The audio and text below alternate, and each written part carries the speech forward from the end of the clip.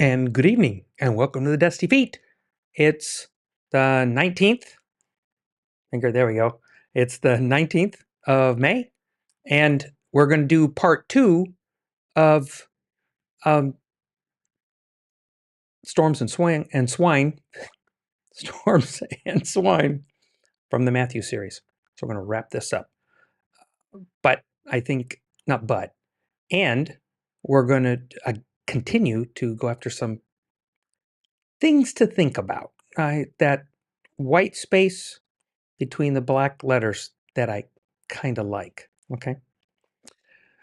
And as a reminder, in the description below are links to all the videos, the reference material that we use here on the Dusty Feet with each episode. Okay. We want to make sure that the material we use here is properly credited to those folks who work so hard to bring it to us. Without their work, the work we do does not happen. So be sure to click the subscribe to get all the reminders when we go live and, in the future, post additional episodes. And as always on the Dusty Feet, this is a place where we can safely explore the endless ways of God, interconnection of His creation, where belief understandings may be challenged, divine misunderstandings may exist, and traditional teachings might falter as we pursue connection, context, and community with God and each other here in an environment of grace and love. So here we go with more branches on the vine on the Dusty Feet.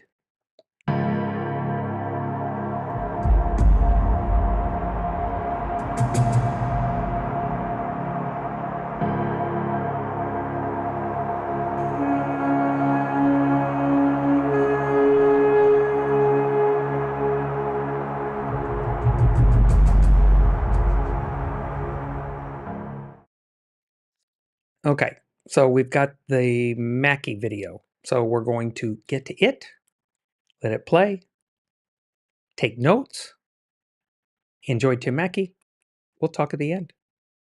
So somehow this Roman soldier, this desperate circumstances, but this Roman soldier is so convinced that Jesus is who he says he is. He trusts that all that needs to be said is a word, and it's taken care of. Immense faith and trust in Jesus. Contrast the disciples, who are also in utterly helpless circumstances, and what they do is come to Jesus, which is a right instinct, but then they inform Jesus of what's about to happen.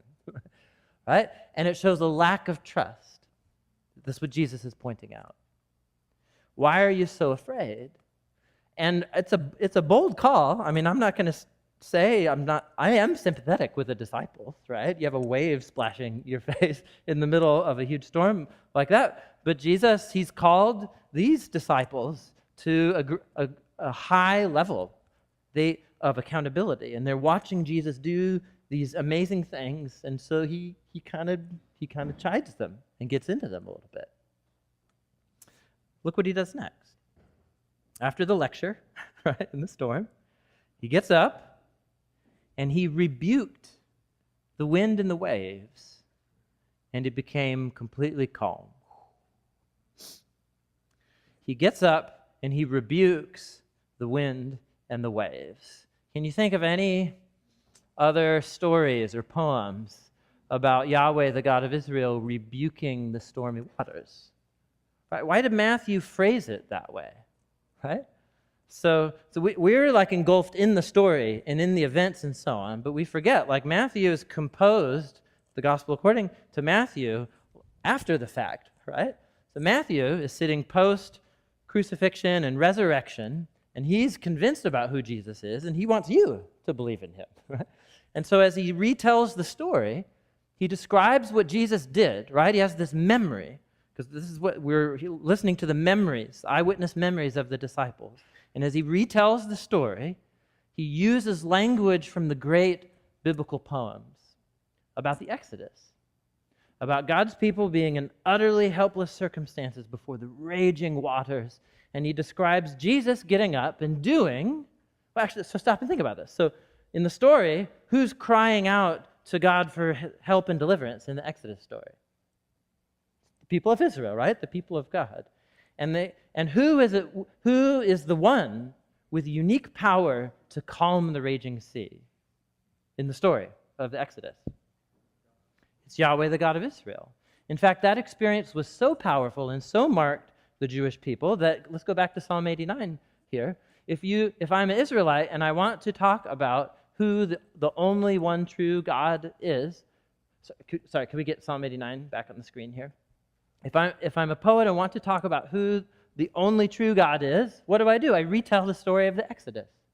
I say it's the one true creator God, the only one who's able to calm the surging, roiling sea and still the waves that have mounted up. What is Matthew doing here? Look at how the disciples respond. The men were amazed. Amazed. Any other translations than amazed? Marveled. Yeah, this is, amazed is almost too light, right? They're dumbfounded. They're awestruck, right? Their categories are, it's almost slight terror, because look at what they say. They don't say, like, that was awesome, do it again, Jesus. They don't say that, right? Their categories are blown. And they ask, here's what they ask, what kind of human is this? They don't even say, who is this? Who are you, Jesus? They say, what kind of human is this? Even the wind and the waves obey him. Now, if Matthew was like a boring 21st century academic theologian, he could have just written one sentence. Jesus is the one true God become a human. Right? That would be a very simple sentence that is also boring. Fortunately, 21st century academic theologians didn't write the Bible. Right? So what the Bible was written by, it's birthed out of the Jewish people and their story. And it's written out of the experience and eyewitness recollections of these Jewish fishermen, in this case, a tax collector. And as he retells the story of Jesus, he puts Jesus in the place of Yahweh, the one true God of Israel. If I'm an Israelite, who is the one? Who is the one God who can rule the surging sea and still its waves? It's Yahweh, God Almighty. And he tells a story based on this memory, and he puts Jesus precisely in that place. And instead of making a statement, Jesus is the one true God become human, he tells this powerful story of this experience that he had, and then he ends it with a question. Who is this human? And that's the end of the story. It's wonderful, right? It's the Bible, right? It's so much more interesting, right, than you would ever think. And so the question is just pitched right to us, like, who is this human? Right? Because in the Gospel of Matthew so far, we've seen merciful Jesus pronouncing these blessings on the poor and the spiritual zeros, and we've seen Jesus of compassion who moves towards the people with skin disease and the outsiders and so on. We see authoritative teaching Jesus. And then here, it's this new revelation of Jesus' identity. And they're not pleasantly surprised by this.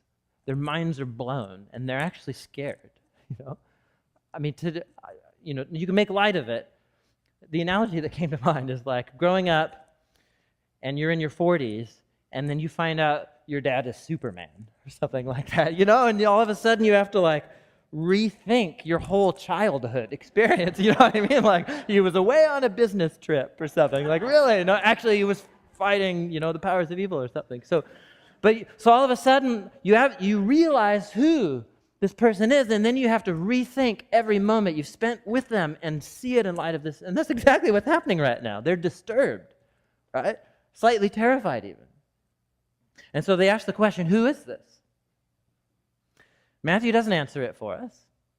Instead, he tells us the next story, verse 28. So when he arrived at the other side of the lake, in the region of the Gadarenes, 2 demon-possessed men coming from the tombs met him. They were so violent that nobody could pass by that way. They shouted, "What do you want with us, Son of God? Have you come here to torture us before the appointed time?" Let's pause real quick here. Do you see what Matthew's done? Instead of answering the question, what kind of human is this? He tells you the next story, right? Their recollection of what happened next, which is they reach the other side, these two crazy people come storming out of a graveyard that must be near the coast in some way. It's totally isolated because these guys they've lost it. They're terrorized by evil. And then they shout, right? We find out that actually it's the voice of the spiritual evil that's terrorizing these men. It speaks to Jesus. And who is Jesus? What do they call him? The Son of God, right? So what kind of man is this? Jesus' closest followers still don't grasp who he is. But who does know who Jesus is? It's very interesting. It's very profound, right? And they not only know who Jesus is, they know they know what time it is, and they know what Jesus is here for. He's come to destroy evil. It means to destroy them, and that their time is short because Jesus is here announcing the kingdom of God. Okay, so let's pause real quick here, and I want to address something that is probably hang up for some of us, and then we'll come back and we'll finish the story. This is the first story.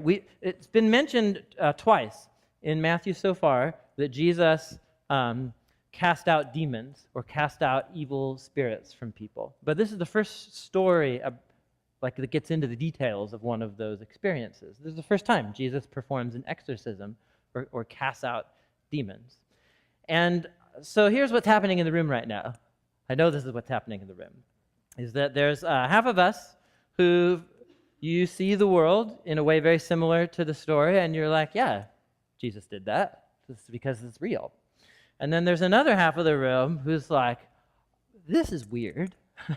And this is a part of Christianity that I've always had a difficult time with, right? And maybe there's even a third group of people, and you're not Christians at all, and you're like, see, primitive, silly superstition or whatever. So let's go with that. Let's go with that for at least just a couple minutes, because it's important to think it through. So, and American culture has a contradiction within it, culturally, right? Because there's the very secular reality is only molecules and atoms and cells and so on. And so if it can't be detected with the five senses or microscopes or math, it's not real. It's a very predominant view in our culture. But then there's the opposite, which is the spiritual but not religious category. Huge number of people in our culture. And for them, the idea of negative or evil spiritual energy or positive spiritual energy, and that we interact with spiritual beings or spiritual energy all the time, there's a lot, especially in Portland, right? Portland's actually an interesting mix of both of those in interesting ways. And so the Bible doesn't actually talk in either of those languages. The Bible's trying to tell us something, I think, more profound, and just about evil. Let's just stick with evil right now. So within the worldview of the Bible, evil is more than just stupid, horrible things that humans do to each other. In the Bible, there is something mysterious that's at work in and through the stupid, horrible things that we do to each other and behind them. Something that's transcendent and that's real. The evil has some reality that is personal and that's at work stirring up all kinds of horrible death and destruction of relationships. In the Bible, evil is about whatever beings are anti-life, anti-humans made in God's image to reflect God's glorious image, anti-relationship, and these beings, this spiritual reality is at work to distort our thinking, to distort culture, and to destroy human beings and healthy human relationships. That's what these beings do. And they're not detectable to the five senses. That's the claim that the Bible makes about evil. And you just need to sit with it, right? Just sit with it. But ask yourself this question, and because I think the Bible is actually putting its thumb on an experience that we all have with evil. The Bible's claim is that evil is actually not natural to humans, that it's secondary to us, that evil is a parasite on what is meant to be good. And humans are created in God's good image, but it's just all gone horribly wrong, right? By our own choices, but not only by our own choices, the Bible claims. That there's another reality influencing us. So just think about this. Think about a moment where you had a decision in front of you. An idea comes into your mind to say something to another person. You know it's lame. You know it's going to hurt them. and you know it's wrong, but you do it. And then 10 seconds, a week, a month later, you look back on your own choice and behavior, and you're like, what was I thinking? Right? What was wrong with me? That was so horrible. You guys know what I'm talking about here? Nobody knows what I'm talking about. You're liars, right? You're liars. We all know this, right? You know ahead. The idea comes into your mind. No. Well, actually, yes. Yeah, actually, yes. And then you do it, and then immediately you're just like, oh my gosh, no, what's wrong with me? There you go. It's you, but it's not you. There's something more at work. And you can call it modern, secular, you call it superstition, but the vast majority of humans, throughout the vast majority of human history, look at our experience of evil and say there's something more than just humans being stupid and chemicals interacting in our brain. There's a reality of evil that's greater and that's real, even though it's not detected by math and microscopes. And so in the biblical, there are circumstances, and this is true across all cultures, where an individual gets hijacked by evil, so to speak. So a person becomes so irrational, so self-destructive, and destructive to others, so consumed with the presence of evil. And this is not just in the Bible, this is a widespread phenomenon. It's not common, but it happens. And in modern terms, we might say, well, you can connect it to mental illness and chemical imbalances in the brain, and there's actually probably a lot of those experiences or examples that fit into that category. But there are also other examples where the doctors and the psychiatrists are just like, I don't know. And people are behaving just like this. And where the only thing that is effective in helping these people are prayers offered in the name of Jesus. Like that has to fit in your view of the world somewhere, because that actually those things happen. And I personally was skeptical about this. This is one of those areas as a new Christian where I was like, I don't know what I think about this, to be honest with you, until I had an experience with spiritual evil, with someone behaving precisely this way. The doctors and psychiatrists are like, I don't know. And the only thing that healed this person in front of my eyes was prayers offered in the name of Jesus. I can't prove it to you. I can just tell you that there's more going on here than just primitive superstition. This is actually a very profound view of the human experience and of evil. And in the Bible, it's taken for granted. In the Bible, Jesus is here to confront evil. And so just like when you lift up a rock and all the potato bugs, like go like this, when Jesus shows up, it's like this heightened conflict with evil. And all of a sudden, the stuff is coming out of people that probably wouldn't come up if I were to show up in a room, but Jesus shows up in a room and right, stuff happens. And so here's how it goes. And this whole story is marked by bizarre absurdity, weirdness, because that's what evil is. It's horrible, it's bizarre, and it's absurd.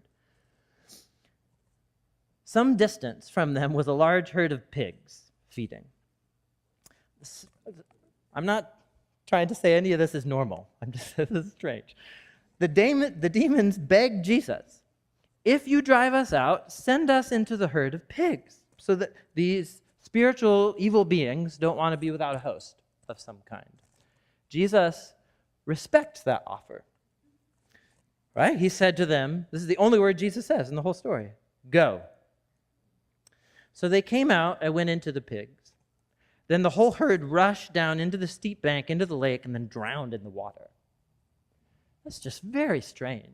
And it's actually it's a violent, disturbing image. Hundreds of pigs gasping and gurgling and drowning in the water. It's horrifying, right? Now, to clear up one thing, did Jesus kill the pigs? It's actually a misreading of the story that I've found is really common here. Is Jesus responsible for the pigs dying? Was pigs dying part of Jesus' deal with them? No, it was just go to the pigs. I'm going to save these two humans here. Who destroys the pigs?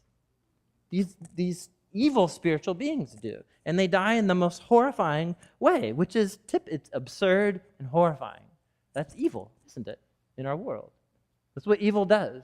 It's human life and God's good world being destroyed in the most tragic, absurd ways. Those tending the pigs ran away. You would too. And they went into the town, and they reported all of this, including what happened to the 2 demon-possessed men. Then the whole town went out to meet Jesus. Thank you for delivering these men. Thank you for returning stability to our community. Thank you for... No, when they saw him, they pleaded with him to leave. And he doesn't ever go back. And that's how the story ends. How you guys doing? All right, that's very strange. Neither of these stories ties up nicely. So that's the job I have in the next 3 minutes, right? Well, what are these stories about? We know that Jesus is awesome.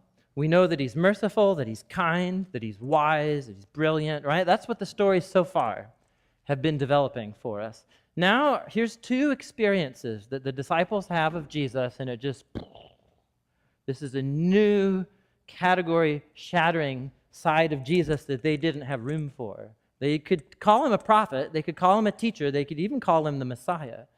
But now there's this Jesus as the human embodiment of the one true creator God who has the power to still the seas. Right? The story is making a claim about who Jesus is. I don't know all of you super close. I don't know what view you have of Jesus. But that is the claim that the story is putting in front.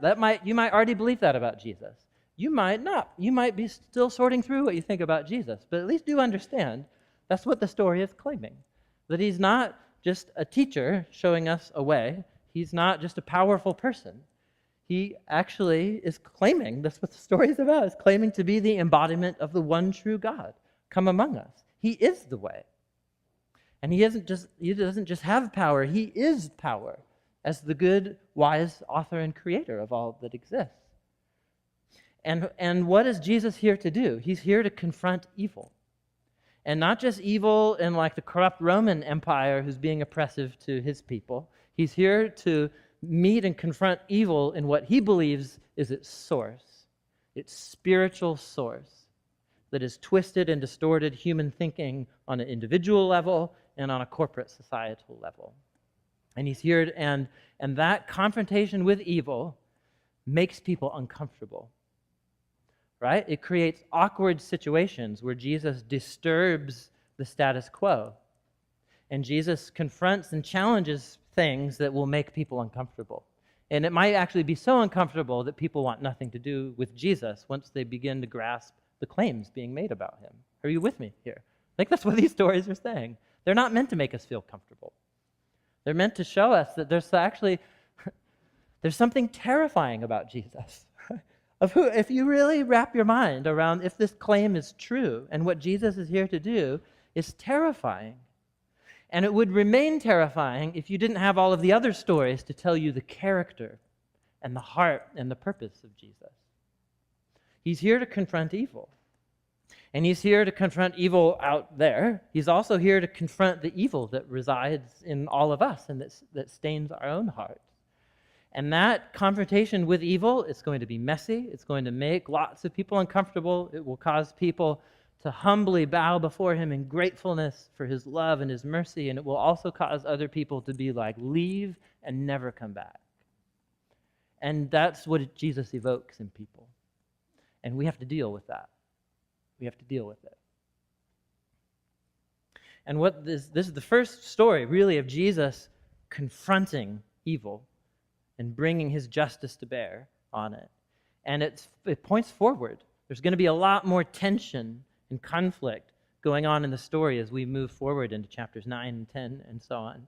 And where is all this going? Where it's going is where Jesus fully and finally confronts evil right at its source. And for Jesus, how does Jesus conquer evil in the story? You can go finish the Gospel of Matthew. You can probably read it, in the next couple hours if you wanted to. You can see how the story ends.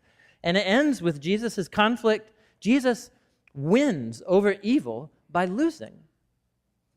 He beats and conquers evil by letting it beat and conquer him.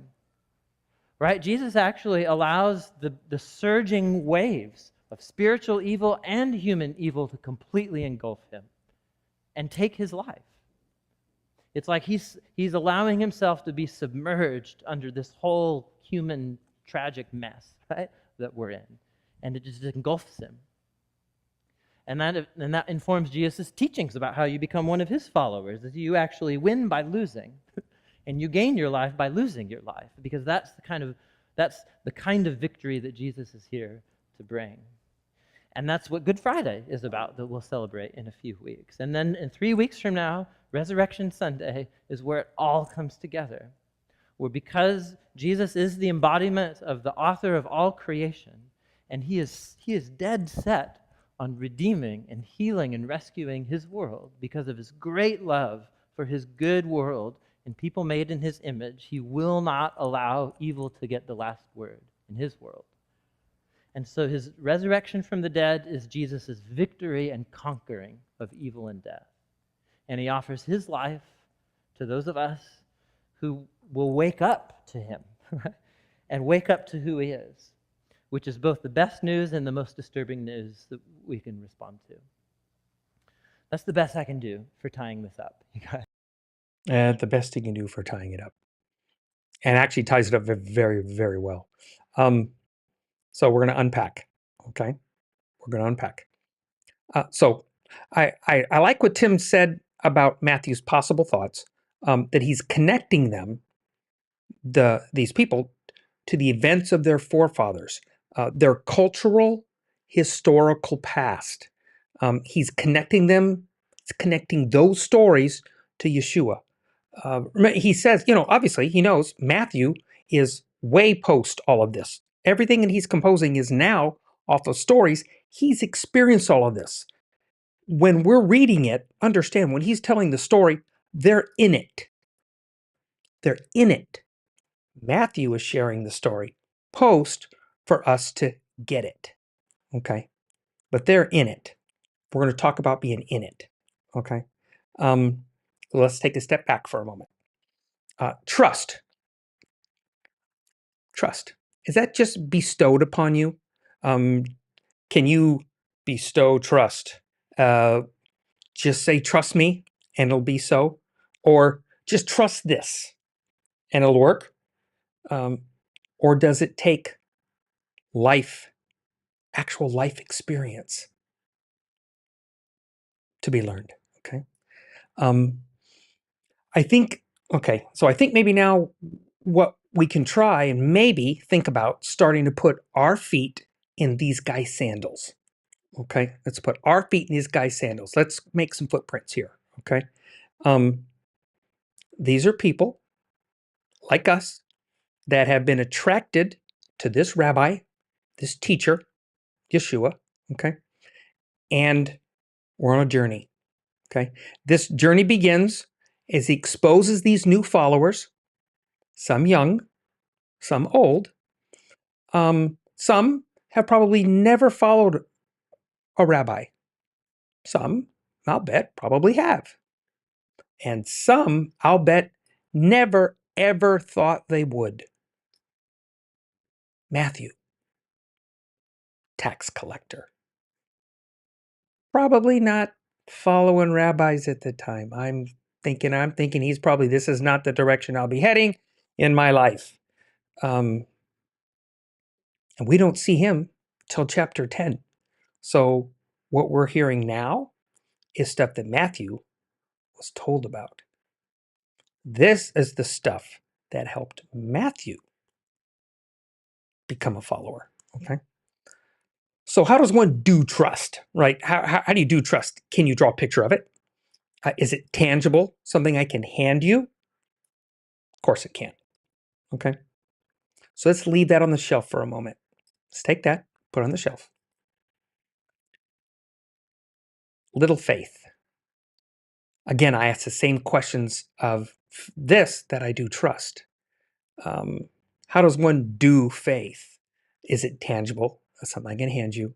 Again, of course not. Okay. So each must be learned, experienced. Might I add, that usually starts with it being passed on to you as a child, with parents, or parent, or no parents. It's just a real thought. Okay. How many of us were taught those things in our past? How many times were you? How many of you have been to a class that, okay, therapy class, okay, therapy, occupational therapy, long story, of trust exercises? Just a trust exercise. Success, failure, don't know. These are very real people, very real pasts. Okay, this is not a fiction book. This is not George R. R. Martin. Okay, these people are broken, just like us. So yes, yeah, I agree with Tim. Might be a little harsh. No trust, little faith. Yeshua is slowly teaching them,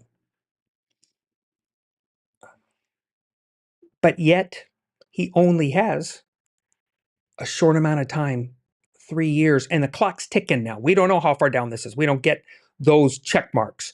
We get check marks of times that things are going on because we get different feast mentions as far as what's going on when during this feast or that. But we don't get that time slots where we know where we are in the 3 years ballparkish that he's having this ministry and they're growing as they're going, right? Okay. Um, and as I mentioned in part one, not all of them were everywhere. Okay. It's probably safe to assume, kind of scary, I know, that many of the teachings, the stories, the parables were repeated many times. I mentioned the story about Martin Luther King in the I Have a Dream was a sermon that eventually finds its way, and that sermon was repeated many times, but it also became the I Have a Dream speech. Okay, and that's why it gets passed on. But each of those were repeated so that those stories are the ones that make it into the gospel accounts. Because there's really not that many parables when you think about it. Really, for 3 years of wandering around, talking to people, teaching them whatever's going on, these are the stories we get. Were there more? Probably. But these were the ones that especially impacted these writers, right? Matthew, Mark, John. Luke wasn't even there. All of Luke's is secondhand. All of Luke's is secondhand. And because of what he's taught and those people shared with him, he shares with Theophilus. Okay. However, the miracles, each of them are unique. Yes, he healed this person, this sick person, this. But each of the miracles, the healings, everything were all unique. The impact that it had directly on those individual people and the people that they were connected to and the people that were actually there and saw it. Mackie made a point about the evil spirits, and we'll get there from this. But he was there, so he's sharing you what he saw. He can't prove it because you're getting secondhand info because it came from him. Okay. And if you weren't there experiencing it, and we're not there, so we're secondhand / third hand at best, right? That we're getting these stories, right? If we're reading Luke's account, it'd be third hand. If we're getting Matthew's account, I'll bite secondhand. Okay.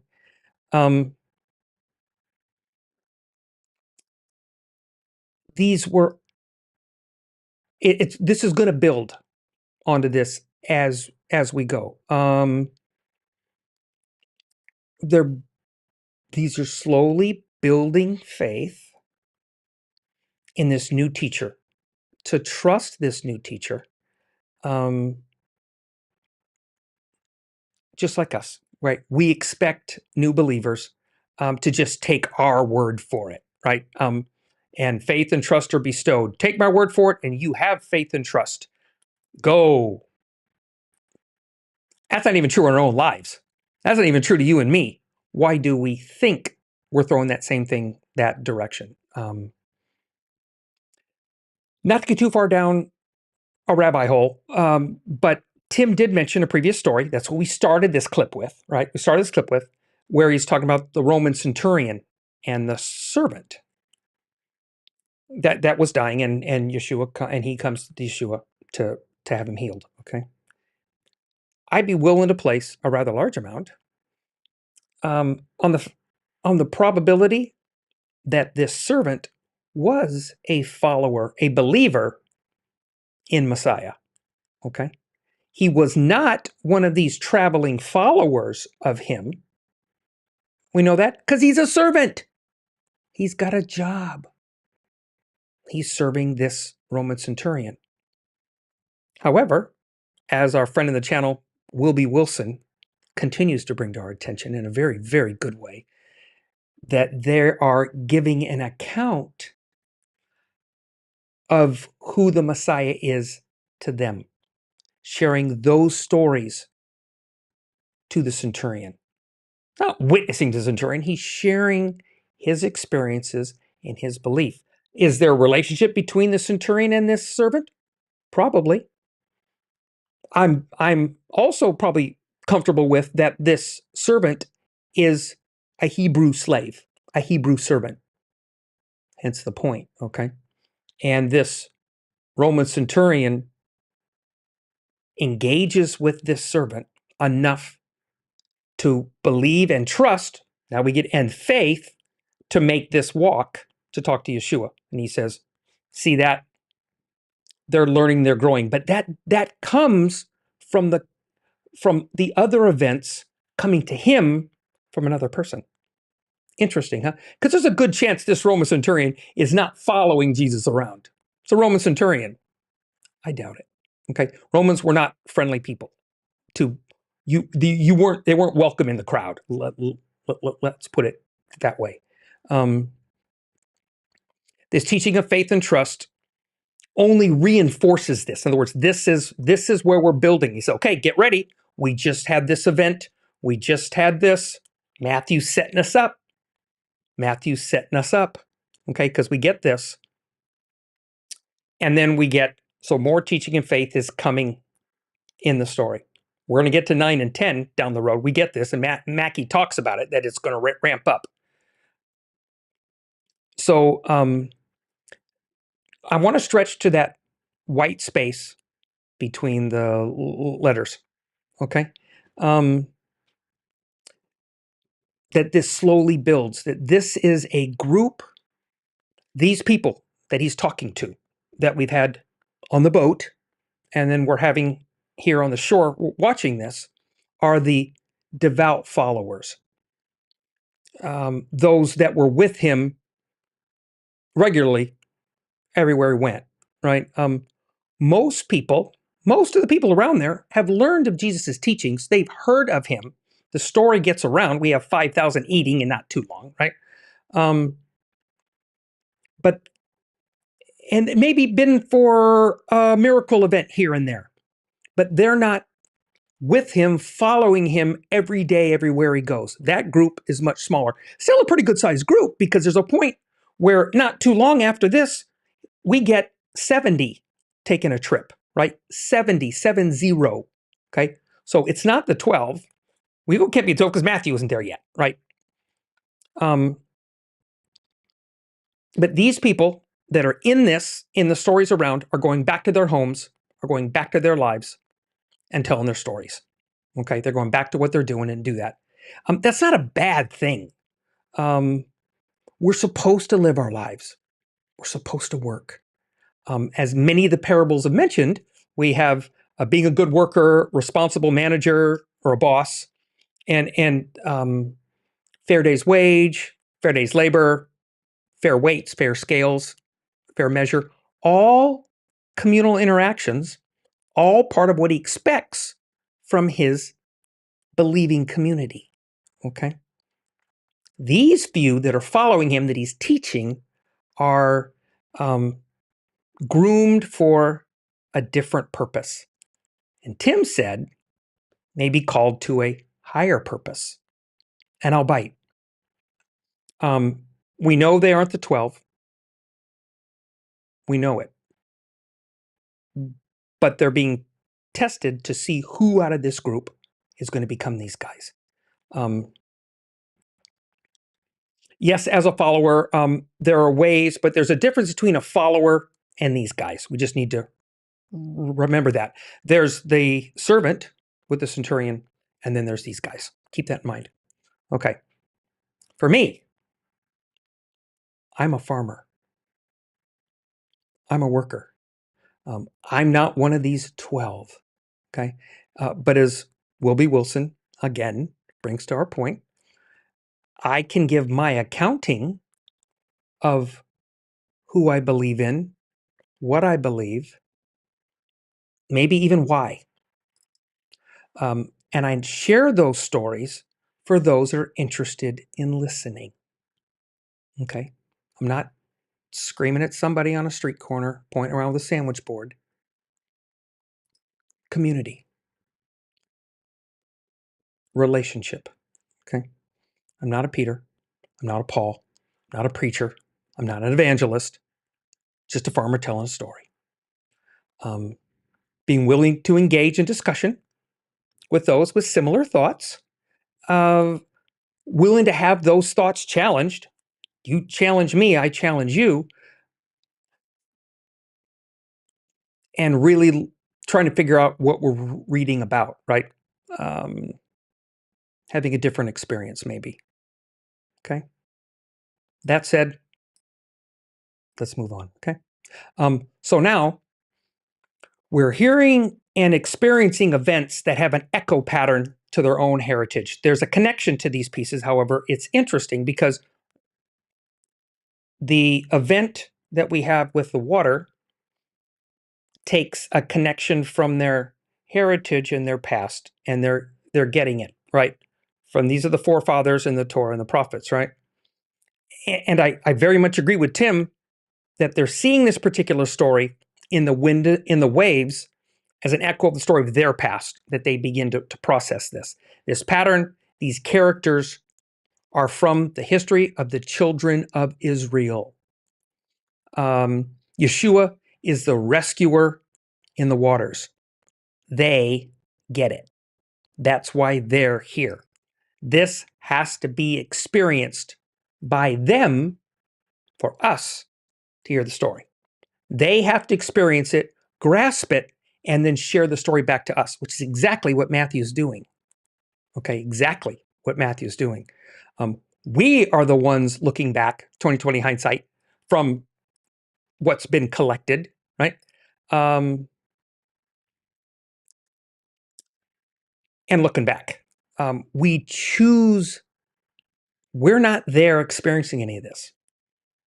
We're not these guys in that event. We are choosing to believe these stories. And doing our best to engage them the best way we know how, and to learn. Fair? Okay. This is why Yeshua came the lost sheep of Israel. They knew the stories. They had the past. See, because we have a church story. We go and people, I've been to church that never have read the beginning of the book. And you go, how can you do that? It's all based on these people and their connection to that. It's all based on that. And we have had this problem with this in the past with our teachings, and it does cause quite a problem.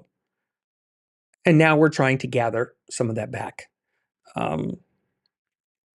It had to start with these folks. It had to.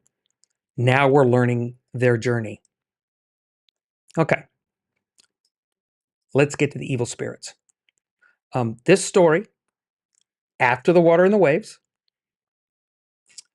is on the other side of the lake, right? They kick there. Now we're going to have an event. So they're connected in a weird way. Remember, I have my red string thought process. So the other ones are stories related to their understanding of law and Torah and those kind of deals. That's what a lot of the parables go. There's nothing unusual in those scenarios. They're just connecting them back to remember this is what we really need to do. And then you have something like the wind and the waves, connection. But now this isn't about what we should do, where the parables are talking about us, right? And what will come or what we're supposed to do. This is him making his power known, his authority known, power, his authority known, his where he gets the authority to say the things that he says and do the things that he does. Okay, so there's the wind, the water, and the waves, but it ties him back to the story. Now we're going to have an event that will link the power side, but now we get to a totally unique event, something that isn't connected to any of that, where we have the evil spirits. This is new. Now, Mackie said that it's mentioned in the books twice before that these had been done. This one is the one we get that detail to it. Okay, that has some detail in it, and the understanding and the impact that it has on those around. We don't always get impact stories here. This has an impact story to it.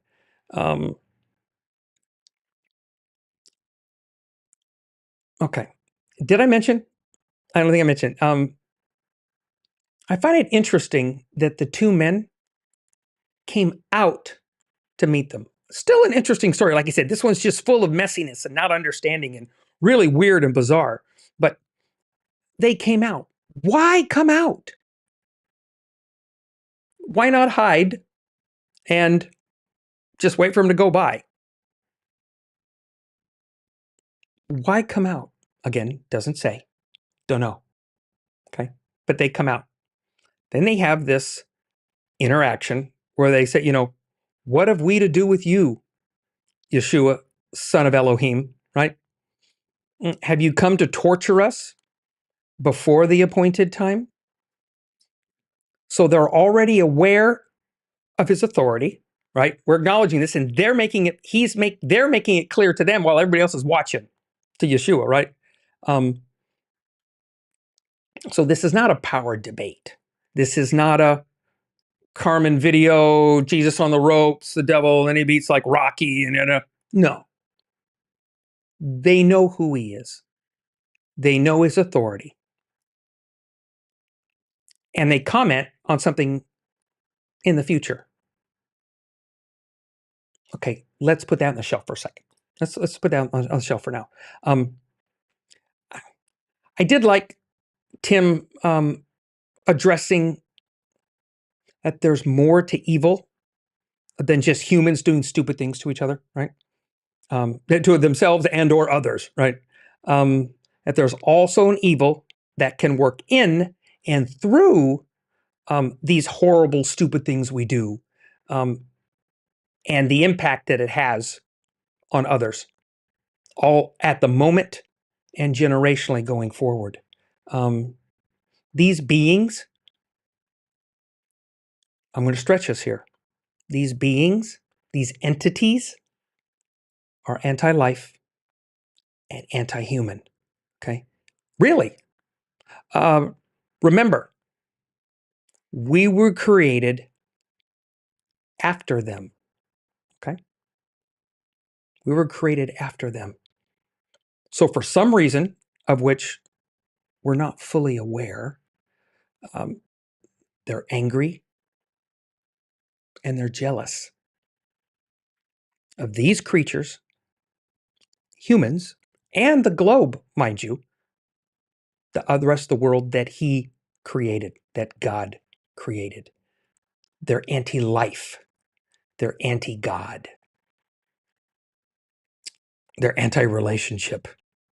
Huge.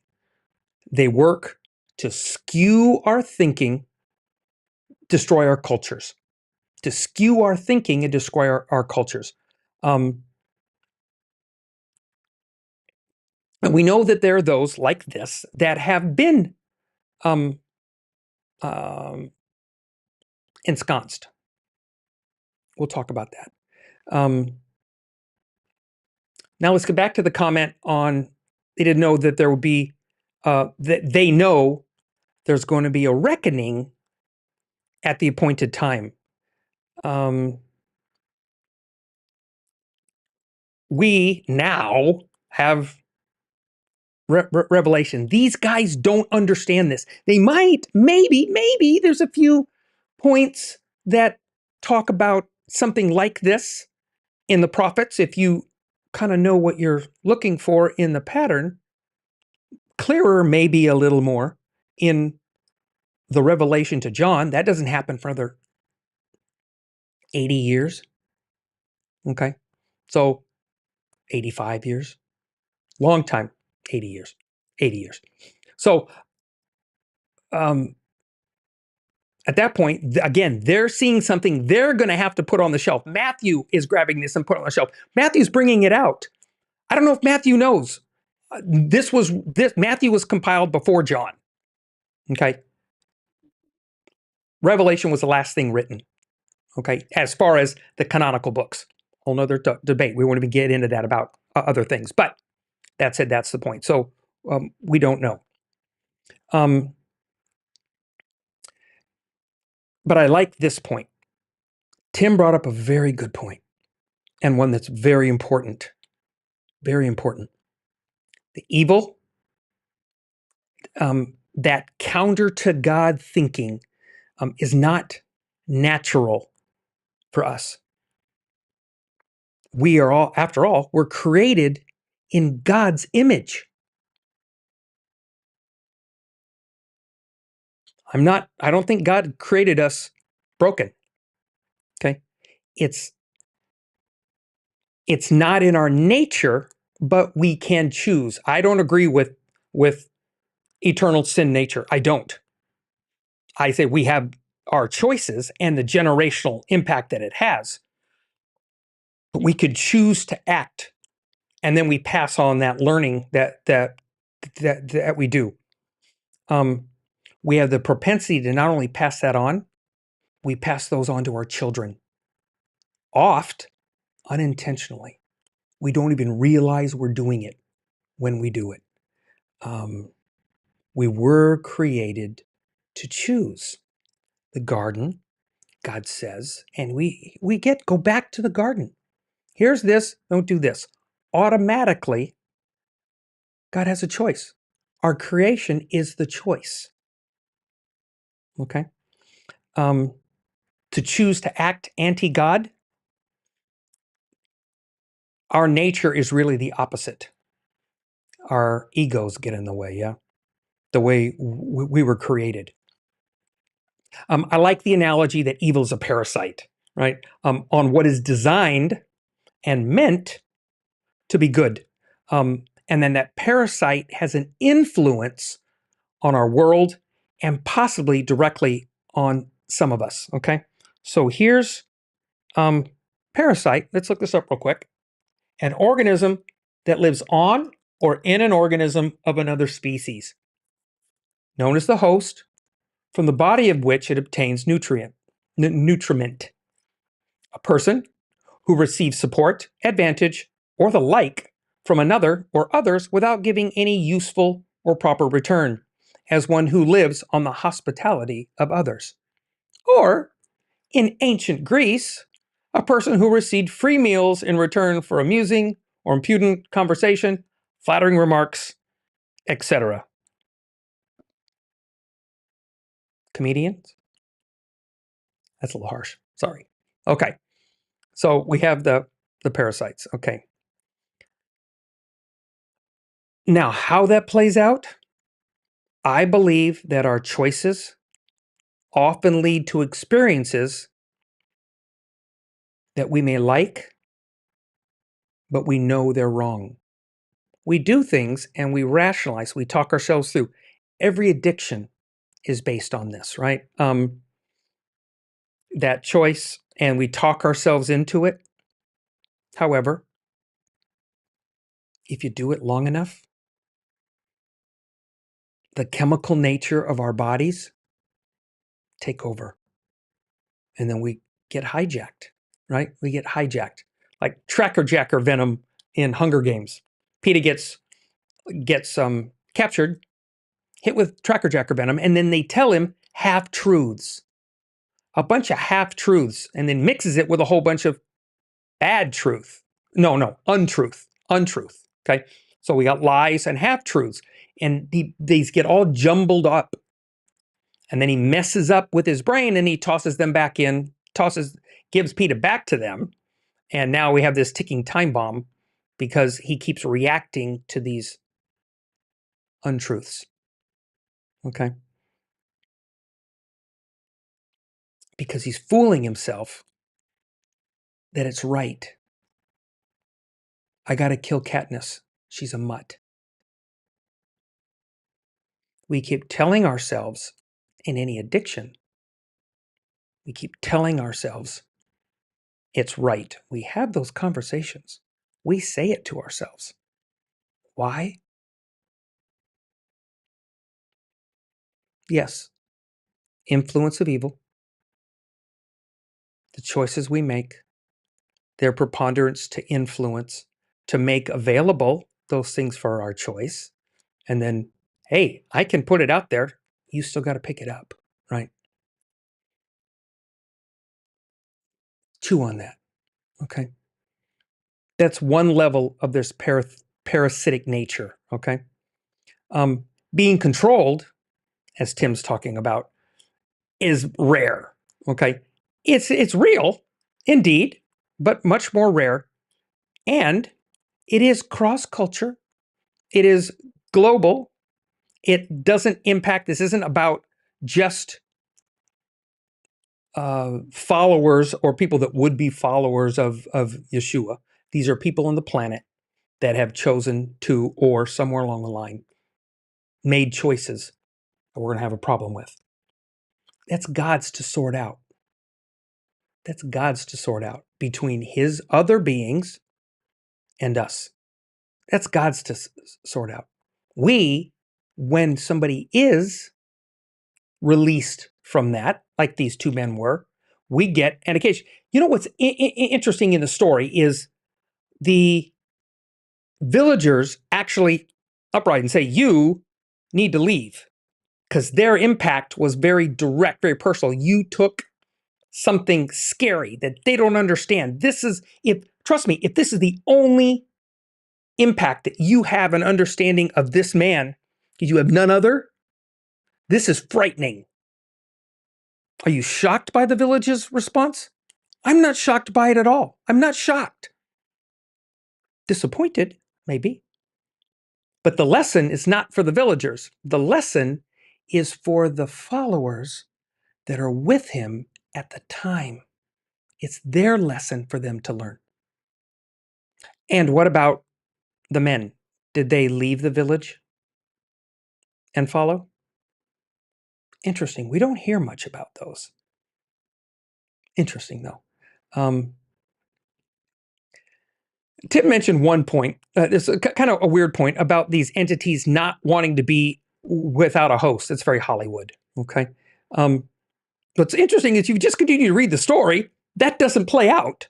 Or it's that really doesn't play out because the herd rushes off the cliff and they have this disturbing image of where that host dies.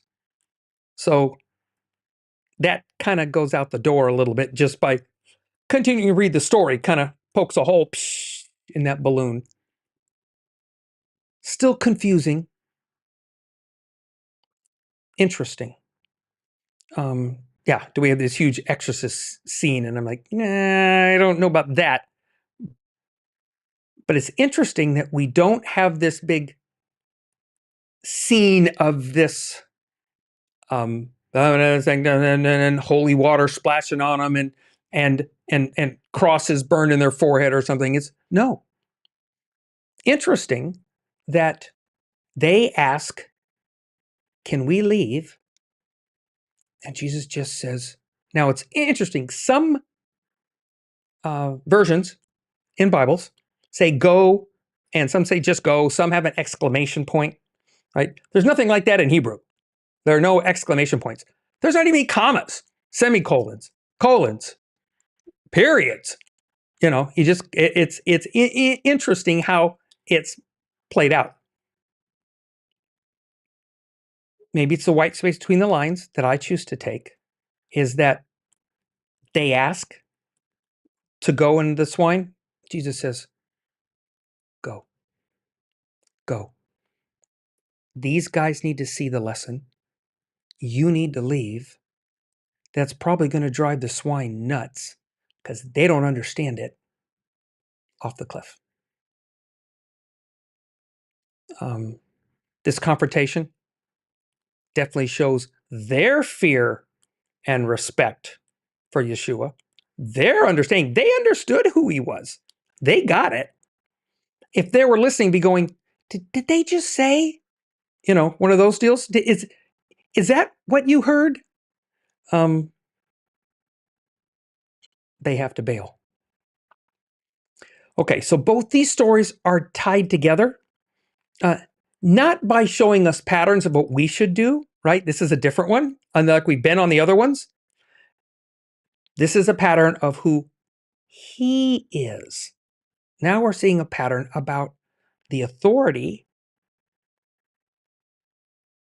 and the declaration of who the Messiah is saying he is. That's big. Whose power he's tied to. These were very emotional. These two are very emotionally impactful events.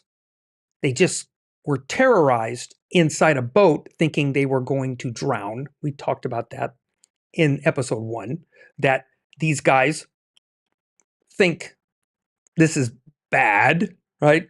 And Yeshua's like, and Yeshua knows it's not his time. He knows that. They don't know that. They haven't learned this all yet. They're learning it. But also, Yeshua knows it's a steep learning curve. You don't have long. They don't know they don't have long. We only know it post-story. A lot of prophets lasted a long time. Moses had them for 40 years. Okay?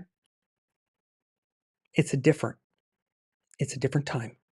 And what he's teaching them, he needs to have them grasp. Okay? These are definitely the let's take it to a deeper through experience. And what do these two experiences do? They grow trust and they grow faith.